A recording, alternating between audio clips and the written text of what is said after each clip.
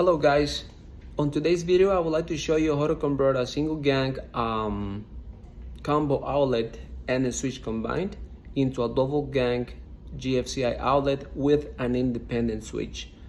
This is only possible, of course, if you have a pre-existing electrical box installed in your bathroom or in your kitchen, wherever it is, which it has to be 2 gang. I will be working in this case on a bathroom. I know most people will prefer a single gang combo, which is a switch and an outlet combined into one piece. But in this particular case, I want my switch and my outlet to be independent, each one. So I can operate my lights from the switch independently, and I can plug my appliances on the GFCI outlet independently. I will also be installing 2 small 4-inch recessed lights where the cables will be run through an attic. This project requires, of course, a little bit of knowledge in the electrical field. I am not a licensed electrician yet, and the purpose of my video is only to show you some tips which I have learned and are available with a little bit of knowledge. I hope you enjoyed this video, and if you find it helpful, please like and subscribe. Thank you. Oops, sorry, I forgot to mention that this video actually has a bunch of collection of pictures. I was not able to fully get the video entirely, so it has a lot of pictures with descriptions on what I did on each of them, so I'm sorry about that. Next time I will try to get a better video, like entirely, but you'll find just mostly pictures and some pieces of videos that you can enjoy.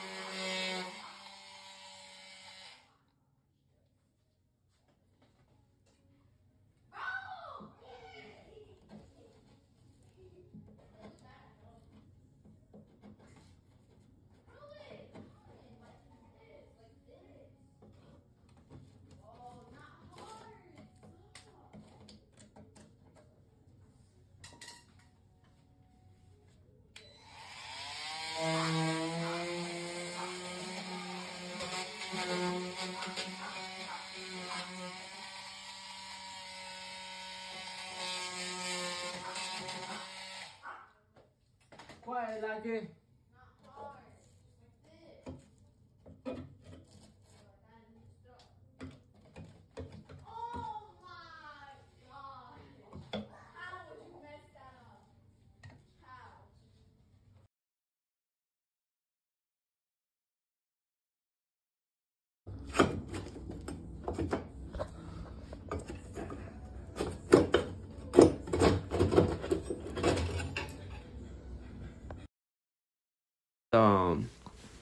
Here we got the mud rings.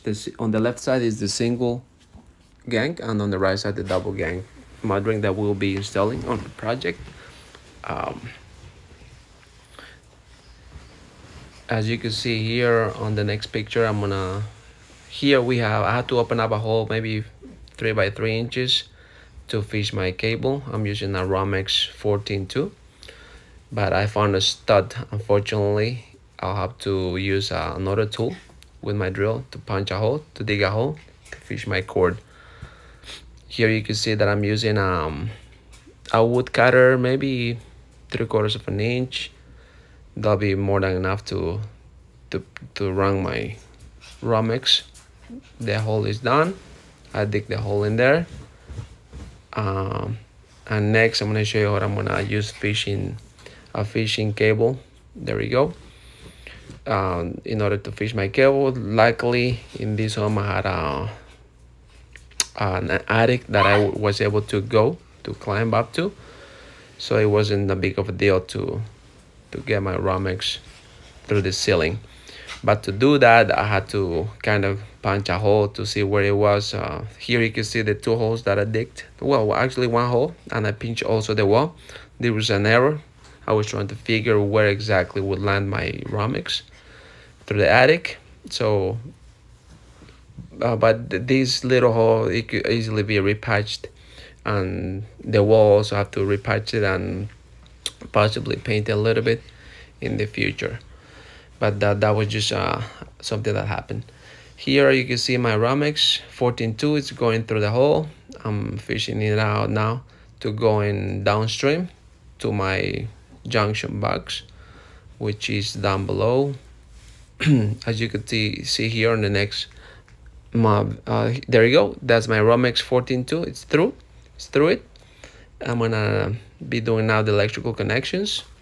Obviously, I'm gonna put also a wire connector in between. There you go. You can see more clear here. My 14.2 Romex is through that little hole that I had to do.